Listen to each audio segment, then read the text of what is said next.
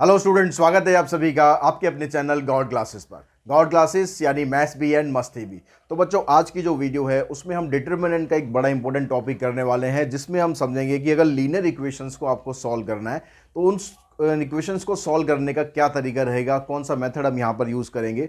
Basically दो method आपके syllabus में है, क्रैमर रूल है और एक मैट्रिक्स मेथड है। आज की इस वीडियो में हम बात करेंगे क्रैमर रूल के बारे में कि क्रैमर रूल की हेल्प से हम किस तरीके से इक्वेशंस को सॉल्व कर सकते हैं और कैसे हम ये पता लगा सकते हैं कि भाई इक्वेशंस के जो सॉल्यूशंस है वो निकलेगा भी या नहीं भी निकलेगा। कहीं ऐसा ना हो कि हम सॉल्यूशन निकालते रहें, पता लगे बाद में जाके सॉल्यूशन निकले ही नहीं।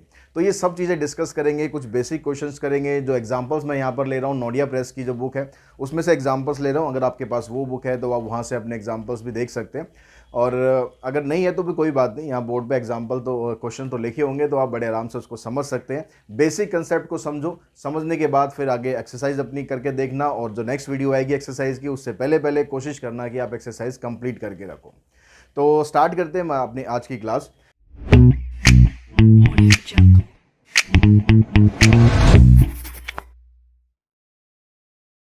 आज की क्लास अब सबसे पहले मैं आपको थोड़ा सा रिलेट करवाता हूं कि यहाँ पर क्रैमर रूल का आपको फ़ायदा क्या होने वाला है। आप लोगों को ध्यान हो अगर कि आपने जब 10th क्लास के अंदर लीनियर इक्वेशंस को सॉल्व करना सीखा था, तो जैसे हमारे पास ये इक्वेशन होती थी a1x plus b1y equals to c1, a2x plus b2y equals to c2।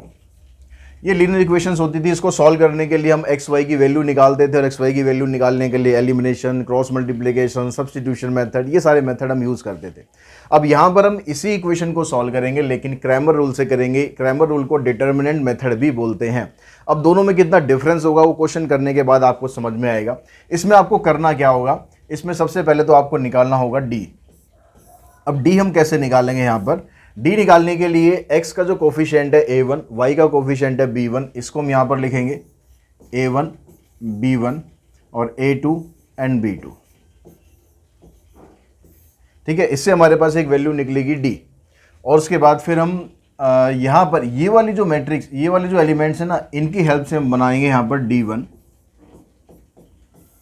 जब d1 हम बनाएंगे तो क्या करेंगे, तो ये c1 और c2 है, इसको पहले कॉलम पर प्लेस कर देंगे। पहले कॉलम पर यहाँ पर हमने प्लेस किया c1 c2, और जो नेक्स्ट वाला कॉलम है उसको आप ऐसे के ऐसे रखेंगे। ठीक है, उसके बाद फिर एक बनाएंगे हम d2। d2 में क्या करना है, जो पहला कॉलम आपका है उसको ऐसे का ऐसे ही रखना है, और जो ये कांस्टेंट वाली टर्म है इनको आपको यहाँ पर c1 और c2 यहाँ पर रख देना है। ये ध्यान रखना है कि इक्वेशन आपकी स्टैंडर्ड फॉर्मेट में रहनी चाहिए, मतलब c1 और c2 राइट हैंड साइड में आपको रखने हैं और वो वैल्यूज आपको पुट करनी है। अगर लेफ्ट में दिया हुआ है तो उनका साइन चेंज हो जाएगा, इस चीज़ का ध्यान रखेंगे। अब यहाँ से x और y की वैल्यू कैसे निकलेगी, x की जो वैल्यू होती है ये होती है d1 अपॉन में d, और y की जो वैल्यू होती है ये आएगी d2 अपॉन में d। तो इस तरीके से हम x और y की वैल्यू निकाल सकते हैं। अब आप कहोगे सर ये x की वैल्यू d1 अपॉन d2 क्यों होती है, तो इसके बारे में भी बात कर लेते हैं कि x की वैल्यू d1 अपॉन d2 क्यों होती है, क्या इसका लॉजिक है। अब हम निकालते हैं यहाँ से x इंटू में d। ठीक है जी, x इंटू में d निकालो, तो इसका मतलब क्या होगा, इसका मतलब होगा कि आप x जो आपके पास वैल्यू आ रही है उसको आप मल्टीप्लाई करोगे इससे d से। d हमारे पास ये है, मल्टीप्लाई कर दो। जब डिटरमिनेंट में हम मल्टीप्लाई करते हैं किसी भी एलिमेंट को, तो वो किसी एक रो से या किसी एक कॉलम से मल्टीप्लाई होता है। ऐसा तो नहीं कि सबसे मल्टीप्लाई हो जाता है, किसी एक रो या किसी एक कॉलम से। तो हम यहाँ पर कर देते हैं इसको a1 से, और यहाँ पर कर देते हैं a2 से, मतलब कॉलम 1 में मल्टीप्लाई कर दिया। क्यों मल्टीप्लाई कर दिया, क्योंकि हमें a1 और a2 के साथ x चाहिए। चलो, मल्टीप्लाई करने के बाद आपके पास डिटरमिनेंट ये बन गया। अब यहाँ पर आप ऑपरेशन लगा दो, एक क्या ऑपरेशन लगाओ, कॉलम 1 प्लस में y टाइम्स ऑफ कॉलम 2। हम कॉलम 2 को मल्टीप्लाई करके किसी भी टर्म से अगर कॉलम 1 में ऐड करेंगे तो डिटरमिनेंट में कोई चेंज तो आएगा नहीं। तो हमारे पास ये एक्स डी की वैल्यू क्या बनेगी, एक्स डी की वैल्यू आ गई आपके पास a1x प्लस b1y, यहाँ से आ गया ये a2x प्लस b2y, और जो सेकंड वाला कॉलम है वो ऐसे का ऐसे ही आ गया। अब यहां से देखो, ये a1x प्लस में b1y ये किसके बराबर था, a1x प्लस में b1y ये किसके बराबर है, c1 के। तो इसकी जगह हम पुट कर देते हैं c, ठीक है, यहाँ पर ले लेते हैं हम, तो ये बन गया आपके पास, ये आ गया C1 और इधर आ गया ये B1, ऐसे इधर आ गया C2 और ये आ गया B2। अब ये वैल्यू हमने क्या निकाली थी, ये वैल्यू क्या थी, देखो C1 C2 B1 B2, तो ये वैल्यू किसके बराबर है, D1 के बराबर है। तो जो XD की वैल्यू है वो D1 के बराबर आ गई, यानी यहाँ से हम X की वैल्यू निकालेंगे तो क्या आ जाएगी, D1/D। तो इस तरीके से हमारा जो ये वाला रिजल्ट है ये हम प्रूव कर लेते हैं कि X की वैल्यू ऐसे निकलेगी। अब सेम इसी तरीके से अगर आप Y की वैल्यू निकालना चाहते हो तो Y की वैल्यू भी ऐसे निकल जाएगी। डेरिवेशन आपके में आएगा नहीं, लेकिन बेसिक कंसेप्ट आपको पता होना चाहिए कि वैल्यू आई कैसे है। तो X की वैल्यू भी आपको समझ में आ गई। अब Y की वैल्यू भी इसी तरीके से आप निकाल सकते हो। Y की वैल्यू बन जाएगी D2/D। अगर यहाँ पर 3 इक्वेशन होंगी तो एक Z आ जाएगा, Z की वैल्यू बन जाएगी D3/D। तो पहले हम यहाँ पर 2/2 के कुछ क्वेश्चन सॉल्व करते हैं। सॉल्व करने से पहले एक चीज़ और डिस्कस करते हैं कि इसमें जो सॉल्यूशन पॉसिबल होगा भी या नहीं भी होगा, ये हम कैसे पता लगाएंगे। तो उस चीज़ को पता लगाने के लिए यहाँ पर कुछ कंडीशंस होंगी, कंडीशंस फॉर कंसिस्टेंसी।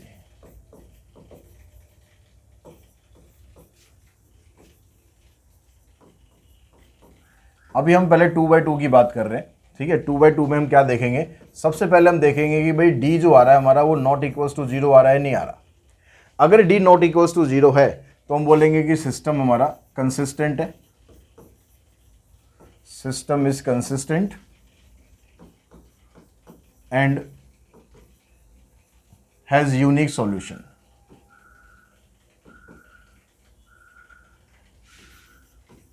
अब जो यूनिक सॉल्यूशन होगा वो क्या होगा, जो भी अभी हमने निकाला कि x की वैल्यू आएगी D1/D और y की वैल्यू आ जाएगी D2/D। अब सेकंड केस में क्या आएगा, अब आप D निकाला आपने और D आ गया आपका 0। अब D 0 आने के बाद फिर आपको D1 और D2 निकालना है। अब D1 और D2 अगर इसमें 2 केस बन जाएंगे अब, ठीक है। इफ अगर D1 और D2 की हम बात करें, इन दोनों में से या तो D1 हमारे पास, इफ D1 और D2 इन दोनों में से कोई एक टर्म आपकी नॉन जीरो आ जाए, ठीक है। तो हम यहाँ पर इसको लिख लेते हैं, ऐसे लिख लेते हैं, if at least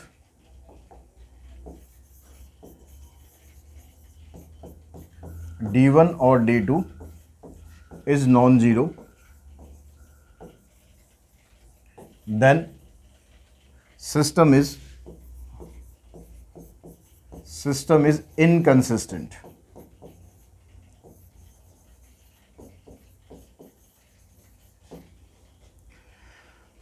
and has no solution।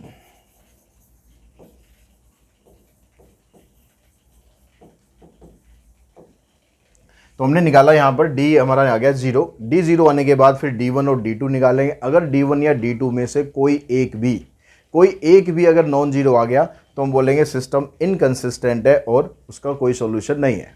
लेकिन अगर ये भी तो केस हो सकता है कि D1 और D2 दोनों जीरो आ जाए, D तो ऑलरेडी जीरो है ही है, D1 भी जीरो आ गया, D2 भी जीरो आ गया, तो इस केस में क्या होगा, then system is consistent dependent. ये सारी वही कंडीशन है जो आपने 10th क्लास में पढ़ी थी। And has infinite many solution.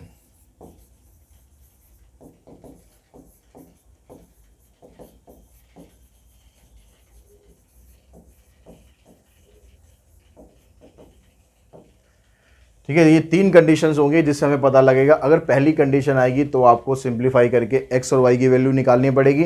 अगर सेकंड कंडीशन आ गया तो उसमें कुछ नहीं करना, आप लिख देंगे नो सॉल्यूशन है। तीसरी कंडीशन आ गया तो उसमें दिखा देंगे सिस्टम कंसिस्टेंट डिपेंडेंट है और उसके इनफाइनाइट सॉल्यूशन है।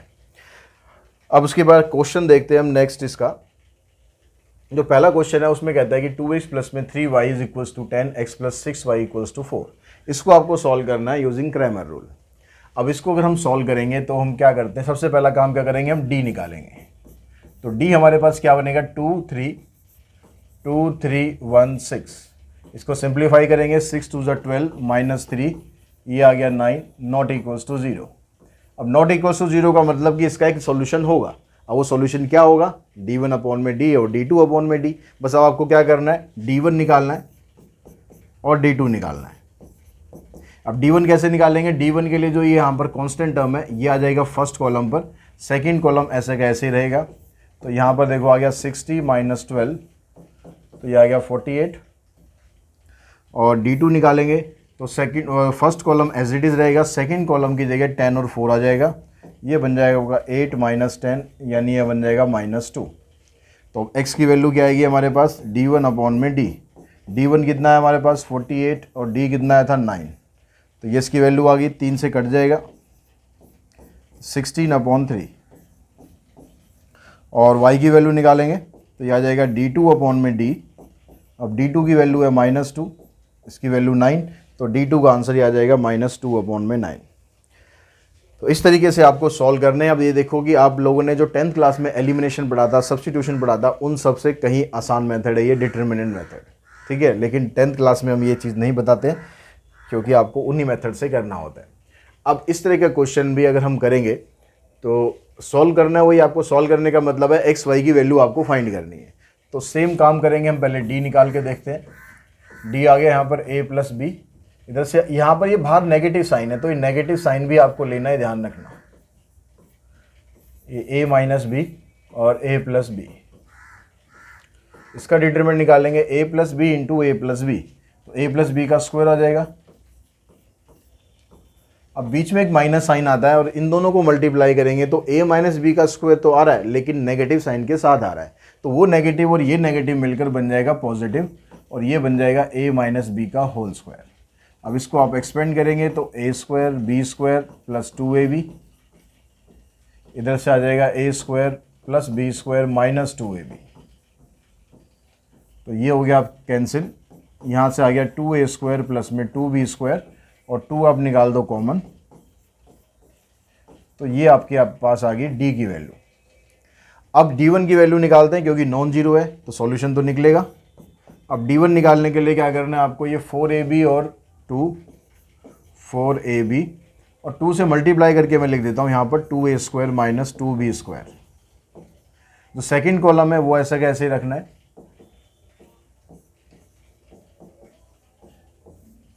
अब यहाँ पर 4ab को इन दोनों से मल्टीप्लाई करेंगे, तो 4ab को a से किया हमने तो आ गया आपके पास 4a स्क्वायर b और यहाँ बन गया 4ab स्क्वायर, फिर माइनस।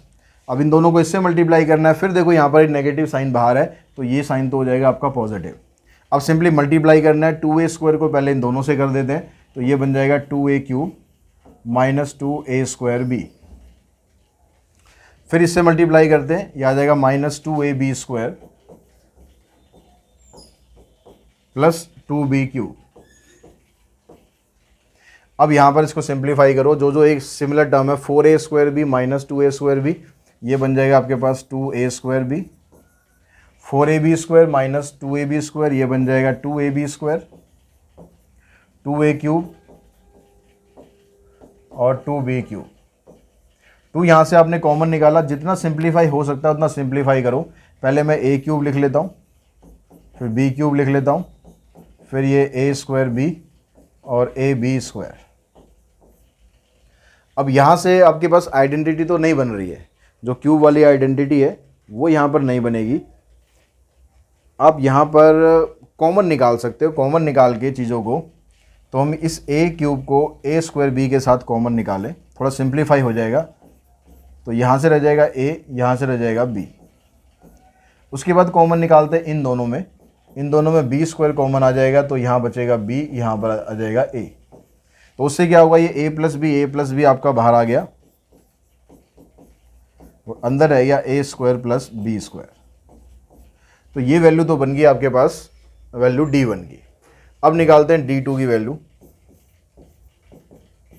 अब d2 की वैल्यू के लिए क्या करना है, जो ये वाला कॉलम है इसको रखना है आपको सेकंड वाले कॉलम पे, 4ab, फिर मल्टीप्लाई करके रखेंगे 2a square minus 2b square, और यहाँ पर जो फर्स्ट कॉलम था a प्लस बी ऐसा कैसे ही रहेगा, इसमें कोई चेंज नहीं आएगा।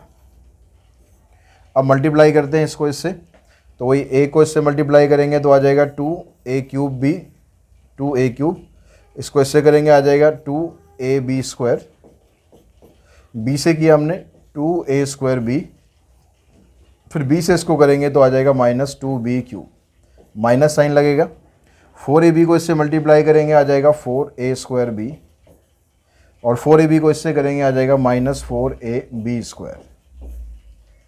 अब जैसे उसमें किया था सेम उसी तरीके से सिंप्लीफाई करो। 2a³ और -2b³ तो ऐसे ही रहेगा, इसमें तो कुछ करना नहीं। यहाँ पर ये बना -2 और ये बना -4, तो सॉरी ये दोनों लेते हैं, a² इधर है, ये 2 है ये -4 है, तो ये बनेगा -2a²b और इसको सिंप्लीफाई करते हैं तो ये -4 हो जाएगा और ये माइनस में है तो ये बनेगा आपके पास 2ab²। अब यहाँ से वही 2 आप कॉमन निकाल लो। 2 कॉमन निकालने के बाद यहाँ तक का आप स्क्रीनशॉट ले लो, थोड़ा सा मेरे को यहाँ से हटाना पड़ेगा स्पेस बनाने के लिए।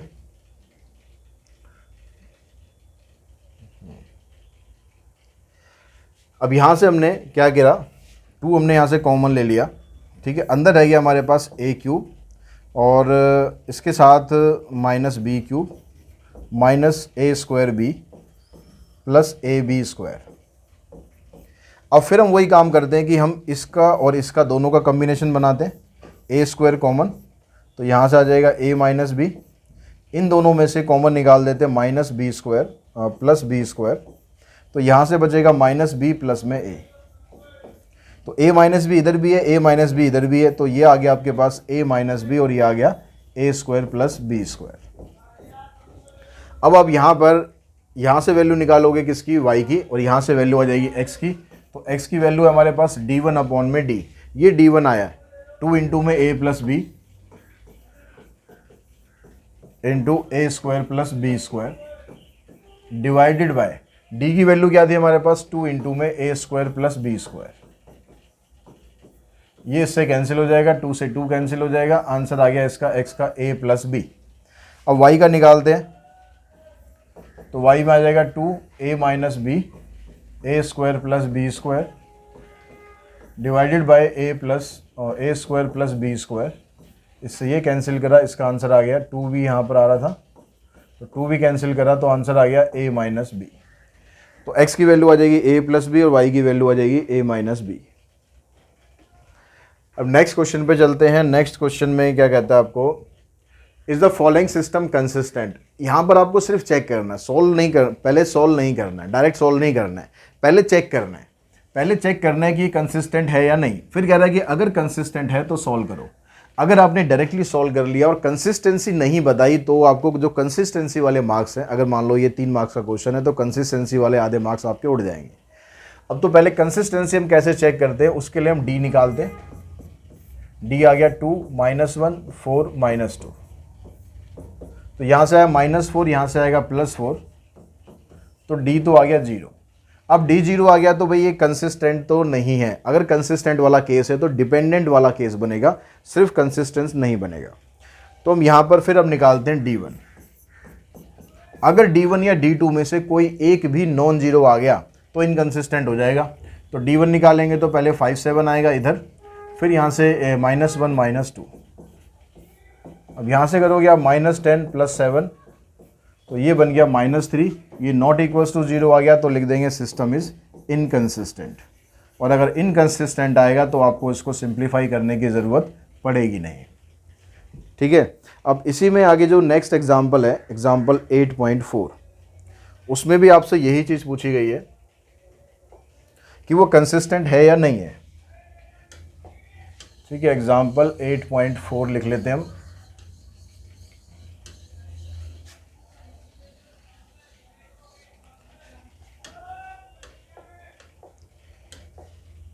एग्जाम्पल नंबर 8.4 क्या है हमारे पास इक्वेशन में, कहता है x + 2y = 5 और सेकंड इक्वेशन है 3x + 6y = 15। ठीक है जी, ये क्वेश्चन है। एग्जाम्पल हो गया हमारा ये 8.4। अब यहाँ पर ये जो सेकंड वाली इक्वेशन है, इसमें आगे प्रोसीड करने से पहले आप एक काम और कर लो, इसको प्रोसीड करो उससे पहले आप यहाँ से कॉमन निकाल लो। अब कॉमन निकालने के बाद आपके पास इक्वेशन क्या बनेगी, यहाँ पर रह जाएगा x प्लस में 2y इक्वल्स टू 5। 3 हमने यहाँ से कॉमन निकाल दिया, ठीक है। 3 1 3, 3 2 6, 3 5 15। अब ये फर्स्ट इक्वेशन है, ये सेकंड इक्वेशन है। अब यहाँ पर जब आप d निकालोगे तो यहाँ से आएगा 1 2, यहाँ से भी आएगा 1 2। अब डिटरमिनेंट में अगर कोई भी रो के एलिमेंट आइडेंटिकल होते हैं तो वो 0 ही आता है, और वैसे ही सॉल्व भी करके देखोगे 2 - 2 0 हो जाएगा। अब यानी d 0 आ गया, तो अब d1 और d2 को हम देखेंगे कि वो क्या आएगा। अब d1 निकालो, d1 में आ जाएगा यहाँ 5 और यहाँ भी 5, यहाँ 2 2 रहेगा तो ये भी 0 आ रहा है। और जब d2 निकालेंगे तो d2 का मतलब है ये यहाँ पर ऐसे रहेगा, 5 5 इधर आ जाएगा और ये भी 0 आ गया। अब इस केस में हम देख रहे हैं कि सारा कुछ 0 आ गया।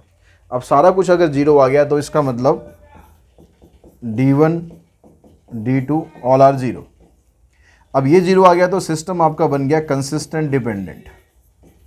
System is consistent dependent. अगर कंसिस्टेंट डिपेंडेंट आएगा तो जो उसका सॉल्यूशन है ना, वो आपको उसको एक्सप्रेस करके दिखा देना है। एक सॉल्यूशन तो निकलेगा नहीं, बहुत सारे सॉल्यूशन निकलेंगे। तो उसको हम कैसे दिखाते हैं, उसको दिखाने के लिए आप कोई भी एक इक्वेशन पिक कर लो और वहाँ से, यहाँ तो खैर दोनों ही सेम है, और वहाँ पर हम मान के चलते हैं कि y की जो वैल्यू है वो कोई स्केलर क्वांटिटी ले लेते हैं, k, कुछ भी आप ले सकते हो k। अब y की वैल्यू k है तो उस y की वैल्यू को आप यहाँ पर डालो तो ये क्या बनेगा, x प्लस में 2k इक्वल्स टू 5, और x की वैल्यू आ जाएगी आपके पास, x आ जाएगा 5 - 2k। यानी y की वैल्यू अगर k है तो x की वैल्यू 5 - 2k आ जाएगी। यहाँ पर जो k की वैल्यू है उसके ऊपर डिपेंड करेगा कि x की वैल्यू क्या आएगी। तो इस तरीके से अगर आप इनफाइनाइट सॉल्यूशन होता है तो इस तरीके से एक्सप्रेस करके दिखा सकते हैं। अब नेक्स्ट क्वेश्चन है हमारे पास, इसको भी हमें क्रैमर रूल से सोल्व करना है। अब इस तरह के क्वेश्चन जब हम करते थे 10th में तो हम पुट करके करते थे कि 1/x - 2 को हमने मान लिया u, 1/y - 3 को मान लिया हमने v, फिर उसको सॉल्व करके u v की वैल्यू निकालते थे, फिर बाद में x y की वैल्यू निकालते थे। अब हम यहाँ पर डायरेक्ट ही करेंगे। हम डायरेक्ट कैसे करेंगे, पहले हम d बनाते हैं। d जब बनाएंगे तो यहाँ पर आपको कोफिशिएंट ही लेना है, ये 3 लेना है, यहाँ से +2 आ गया, इधर से 4 - 1। तो डिनोमिनेटर में x माइनस ये सेम होनी चाहिए, बस ये ध्यान रखना, x - 2 ये x - 2, y - 3 y - 3।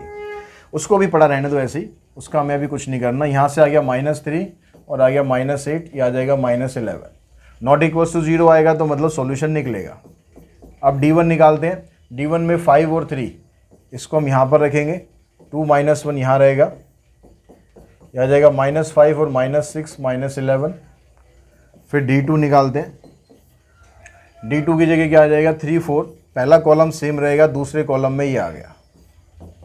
इसको सॉल्व करो, -3 -8, ये भी आ गया -11। अब जो वैल्यू हम x की निकालते थे, अब वो वैल्यू x की नहीं है यहाँ पर, ये ध्यान रखना। अब इक्वेशन जब होती थी, जब x की वैल्यू निकालते थे तो मान लो ये लिखा होता तो ये ऐसे लिखा होता 3x। अब इस x की जगह पर लिखा हुआ है इसने 3/x - 2, ऐसे लिखा हुआ है। तो आपको यहाँ पर भी क्या करना है, x की जगह पर आपको पुट करना है 1/x - 2। ये वैल्यू बनेगी आपकी d1/d। बस इतना करना है। अगर ऐसा नहीं करोगे तो फिर पुट करके करना पड़ेगा, तो उसमें काम आपका बढ़ जाएगा। बेटर है कि आप ऐसे करना सीख जाओ। तो यहाँ 1/x - 2, d1 की वैल्यू -11 है, ये भी -11 है, तो दोनों कटने के बाद 1 ही बचेगा। इसका रेसिप्रोकल कर दो, 1 का रेसिप्रोकल करेंगे तो 1 ही रहेगा, x की वैल्यू आ जाएगी 3। सेम ऐसे यहाँ पर करो, 1/y - 3, d2/d। तो d2 की वैल्यू -11, यहाँ भी -11, कटने के बाद फिर 1 रह गया, रेसिप्रोकल करोगे तो भी 1 रहेगा, और y की वैल्यू आ जाएगी 4। तो x की वैल्यू 3 और y की वैल्यू 4, ये दो वैल्यू आपके पास आ जाएंगे। अब इसके बाद हम डिस्कस करते हैं कि जो 3 लीनियर इक्वेशंस होंगी, 3 वेरिएबल होंगे, उसमें 3 ही लीनियर इक्वेशंस होंगी, उसका सॉल्यूशन क्या करेंगे, उसमें क्या कंडीशंस होंगी। सॉल्यूशन जब हम करेंगे उसका तो वहाँ पर भी वैसे ही रहेगा जैसे स्टार्टिंग में हमने किया था ना, आप वैसे ही उसको डिराइव कर सकते हो कि x की वैल्यू क्या आएगी, y की वैल्यू क्या आएगी और z की वैल्यू क्या आएगी। तो उस चीज़ को मैं दोबारा रिपीट नहीं कर रहा हूँ, ठीक है। मैं यहाँ पर कंडीशंस के बारे में बात कर रहा हूँ कि कंडीशन क्या होंगी। फर्स्ट कंडीशन, अगर आपने d निकाला, नॉट इक्वल्स टू 0 आया तो system system is consistent and has unique solution.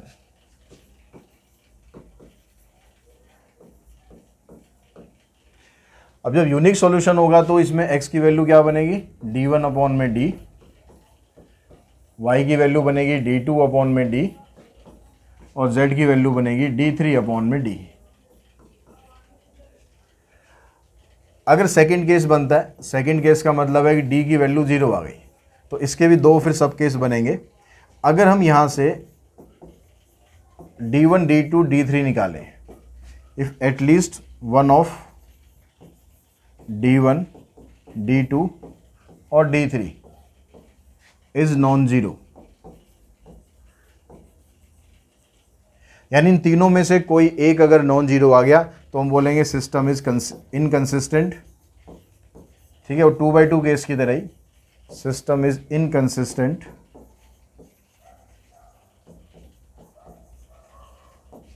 And has no solution.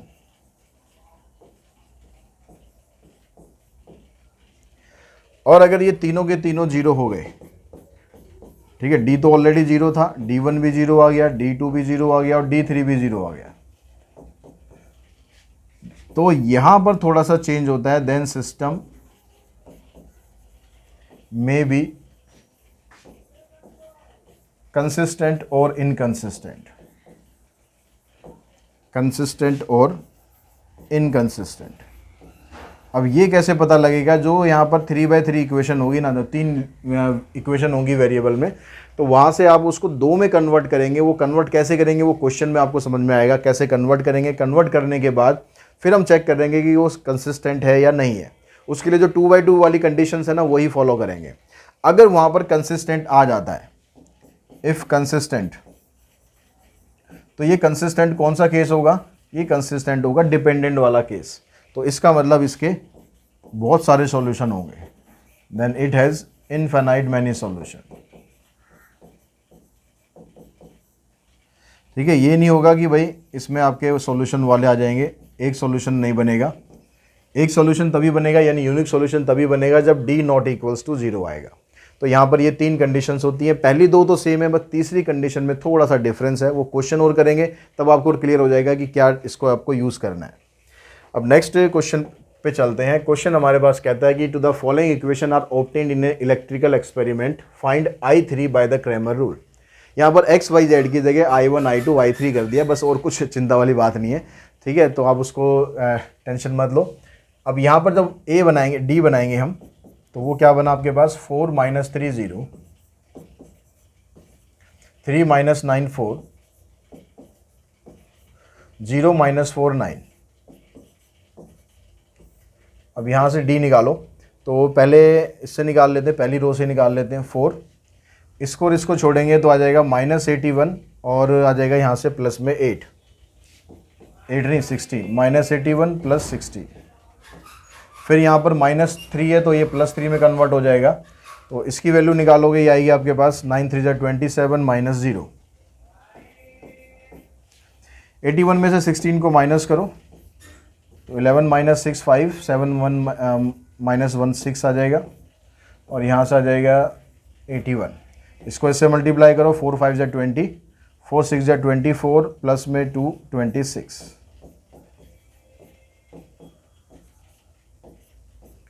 ये आ गया आपके पास d की वैल्यू 179।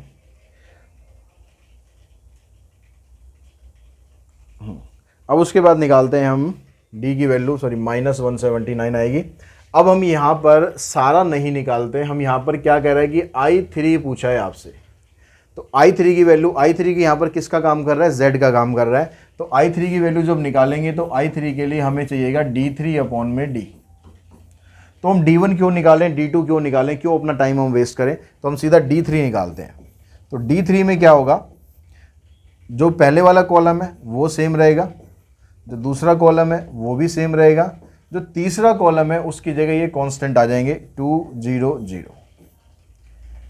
अब यहाँ पर आप जो कॉलम 3 है ना उसी से सॉल्व करो, क्योंकि 2 0 यहाँ पर है, तो यहाँ 2 से हमने सॉल्व करा, इसको छोड़ा और इसको छोड़ा, यहाँ से आ गया -12,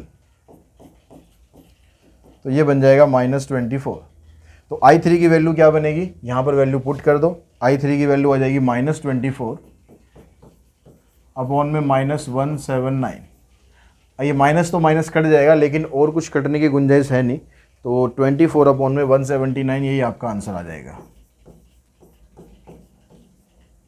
तो जितना क्वेश्चन में पूछा गया ना उतना ही करना है, ये नहीं कि फ्लो में सब कुछ निकाल दिया, बाद में पता चला है सारा कुछ तो निकालना ही नहीं था, जो निकालना था वो तो हमारा बड़े आराम से निकल जाता। क्वेश्चन को पढ़ना है ध्यान से, उसके बाद चलना है। यहाँ पर कह रहा है एक्स निकालना है, एक्स निकालना है तो सिर्फ आपको डी की ज़रूरत है और D1 की ज़रूरत है। तो पहले हम डी निकाल लेते हैं। डी आ गया यहाँ से 1 2 3 2 4। अच्छा, पहले यहाँ पर इक्वेशन देखो, स्टैंडर्ड फॉर्मेट में नहीं है ये, तो इसको आप पहले स्टैंडर्ड फॉर्मेट में लिखो। 2x प्लस में 4y, z को इधर लाओ। ये वाली तो स्टैंडर्ड में थी, ये स्टैंडर्ड में नहीं है, तो 3x फिर 2y को इधर लाओ, फिर 9z इक्वल्स टू 14। अब एक इक्वेशन ये है, एक ये है और एक ये है, तो 1 2 3 2 4 1 3 2 9, इससे निकलेगा डी। तो डी निकलेगा, यहाँ से फर्स्ट रो से लेते हैं 1, इसको और इसको छोड़ेंगे, 9 4 36 माइनस 2, ये आ गया 34। फिर यहाँ पर लेते हैं -2। अब इसको और इसको छोड़ो, यहाँ से आएगा 9 2 18, 18 माइनस 3 15 प्लस में 3। यहाँ से करते हैं 4 माइनस 12, 4 माइनस 12 यानी -8, तो ये बन गया 34, ये बन गया 30 और ये आ गया 24।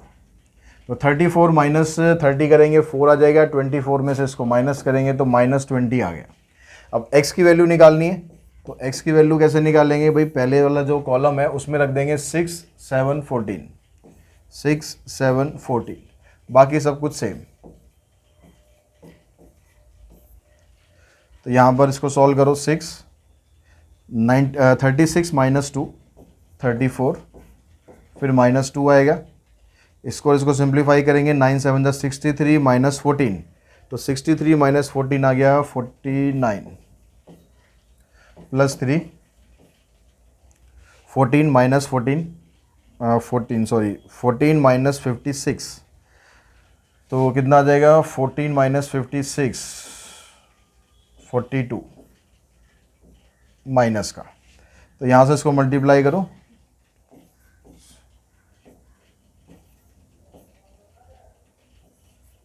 98 है ये।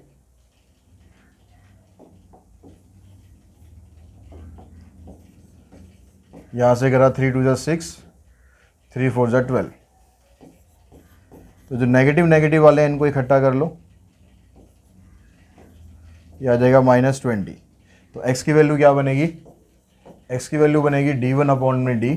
D1 भी -20 आ रहा है और D भी -20 था, तो x की वैल्यू आ जाएगी 1।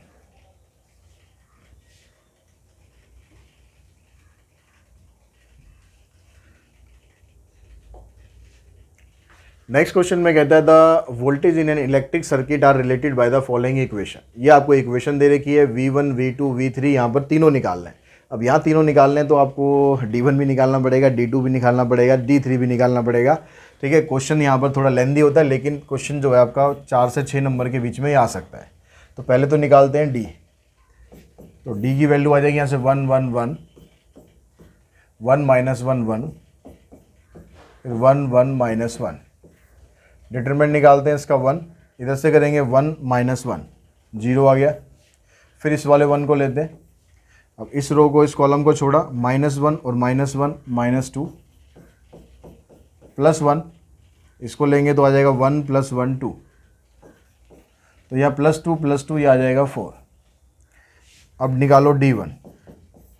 D1 में आपको करना है 9 3 1, ये इधर आ गया, बाकी 1 -1 1 1 1 -1। 9 से सॉल्व करेंगे ये तो 0 आ जाएगा। फिर -1 से सॉल्व करते हैं, इसको और इसको छोड़ेंगे, आ जाएगा -3 और -1 -4। यहाँ से करते हैं फिर 3 और +1 +4, 4 4 8। फिर निकालो आप D2। तो D2 में पहले कॉलम सेम रखना है, दूसरे कॉलम में आ जाएगा 9 3 1 1 1 और -1। यहाँ से 3 प्लस में 3 माइनस 1 2, -3 -1 -4, फिर -9, इससे सॉल्व करेंगे तो आ जाएगा -1 -1 -2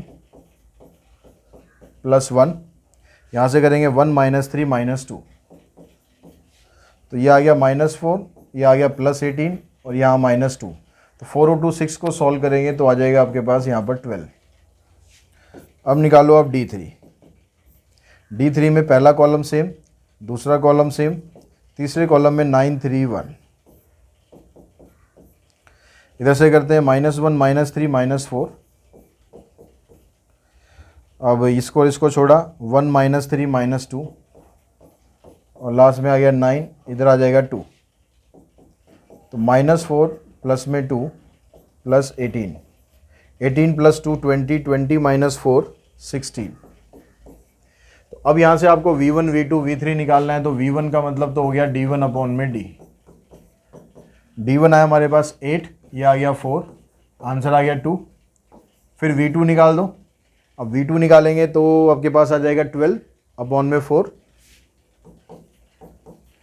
ये 3 आ गया, और V3 निकालेंगे तो आ जाएगा 16 अपॉन में 4, ये आ गया आपके पास 4। तो V1 V2 V3 आंसर आ गया 2 3 एंड 4।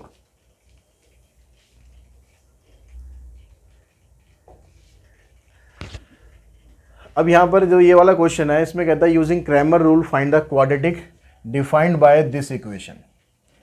अब इस इक्वेशन को आपको डिफाइन करना है। अब साथ में आपको ये 3 चीज़ें दे रखी हैं। ये कह रहा है कि जो f1 है तो उसकी वैल्यू 0 है, f2 है तो उसकी वैल्यू -2 और f3 दिया है तो उसकी वैल्यू -6 है।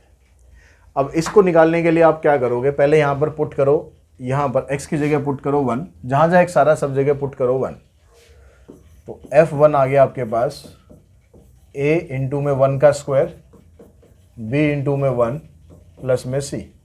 अब इसकी वैल्यू 0 है तो ये तो आ गया 0, मतलब इक्वेशन आपकी बन गई ऐसे 0 = में a + b + c। ये फर्स्ट इक्वेशन आ गई।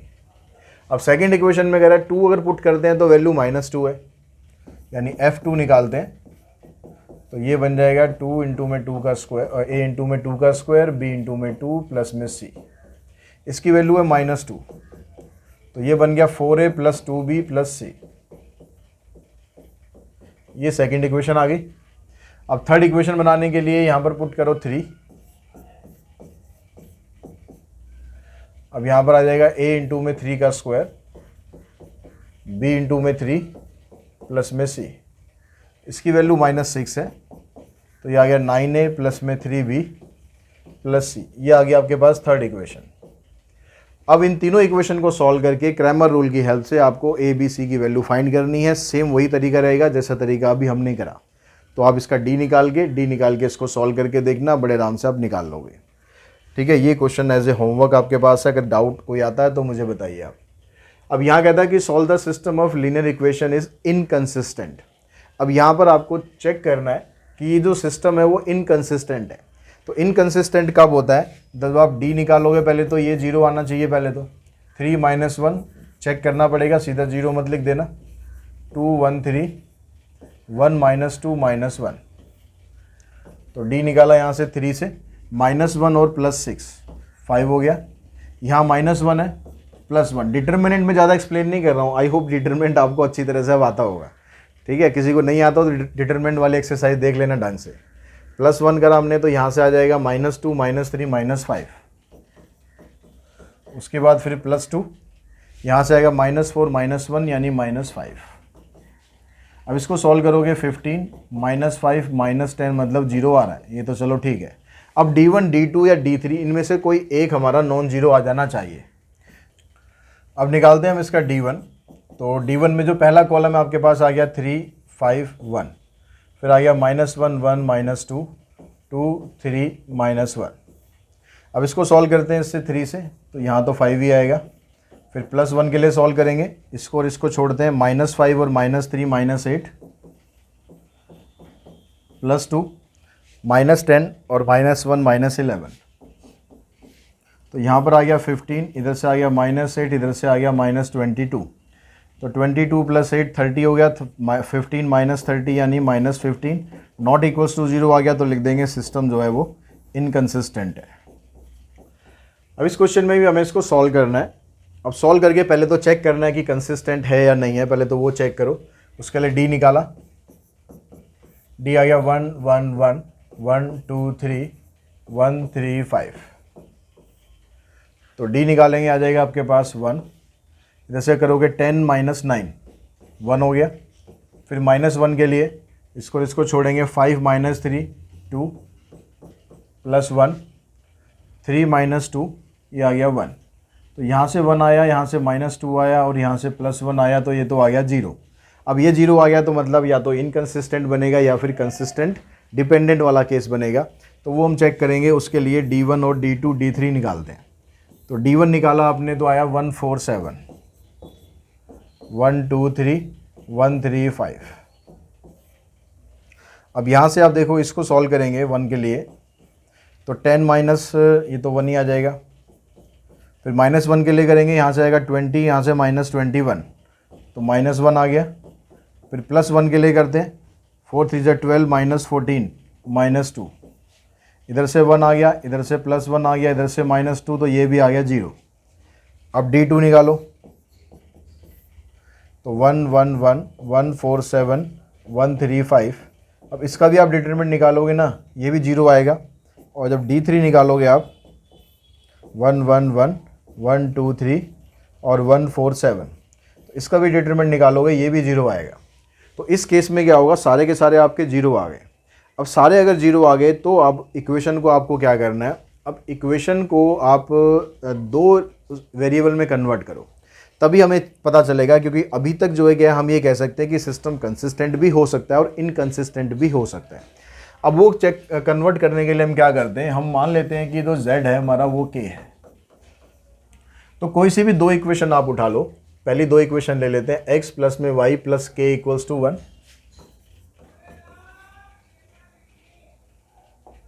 x plus Y plus K equals to 1।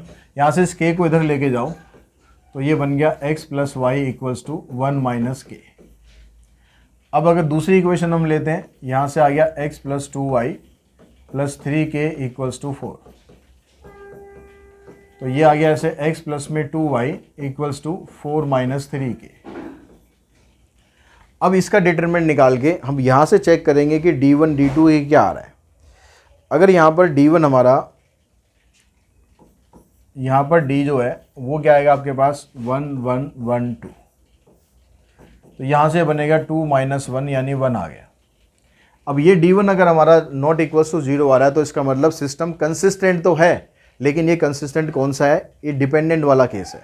अब उसमें D1 और D2 D3 की वैल्यू आप कैसे निकाल लोगे। D1 की वैल्यू निकालने के लिए आप सिंपली वैसे ही करो। D1 की वैल्यू क्या आ जाएगी, ये आप यहाँ पर ले आओ 1 माइनस के 4 माइनस 3k, यहाँ रहेगा 1 2। इसको सॉल्व करेंगे तो ये आ जाएगा आपके पास 2 माइनस 2k, फिर माइनस साइन और 4 माइनस 3k। तो इसको सॉल्व किया हमने, 2 माइनस 2k माइनस 4 प्लस में 3k, यानी ये बन जाएगा k माइनस 2। और फिर हम D2 की वैल्यू निकालते हैं। D2 हो गया आपके पास 1 1 1 माइनस k 4 माइनस 3k। इसको सॉल्व करो, वैसे ही आ जाएगा 4 माइनस 3k, फिर बीच में एक नेगेटिव साइन है उसकी वजह से ये बन जाएगा -1 प्लस में k, तो ये आ गया -2k प्लस में 3। तो x की वैल्यू हमारी क्या बनेगी, x की वैल्यू बनेगी D1 अपॉन में D2 यानी k माइनस 2, और y की वैल्यू क्या बनेगी -2k प्लस में 3। क्योंकि अपॉन में 1 करोगे तो कोई फ़ायदा है नहीं, तो x आ जाएगा आपका k माइनस z और k माइनस 2, और y की वैल्यू आ जाएगी आपके पास 3 माइनस 2k या फिर -2k प्लस में 3। तो आपने z को मान लिया था k और x और y की value in term of k आ जाएगी। अगर मान लो इस केस में यहाँ पर ये 0 आ जाता तो फिर आप D1 और D2 में से कोई एक नॉन जीरो शो करके दिखा देते यहाँ पर कि ये कंसिस्टेंट है। तो इस तरीके से पता चलता है अगर आपके पास लीनियर इक्वेशन इन 3 वेरिएबल हो। तो आई होप इन सारे क्वेश्चंस के थ्रू और कंसेप्ट के थ्रू आपको इस सब के बारे में पता चल गया होगा कि कैसे आपको क्रैमर रूल का यूज़ करना है। एक्सरसाइज उठाओ अपनी और एक्सरसाइज सॉल्व करो। सॉल्व करने के बाद नेक्स्ट वीडियो में चेक करो कि आपके जो सॉल्यूशन है वो कितने ठीक है कितने गलत है। आज की इस वीडियो में इतना ही। Thanks to all of you.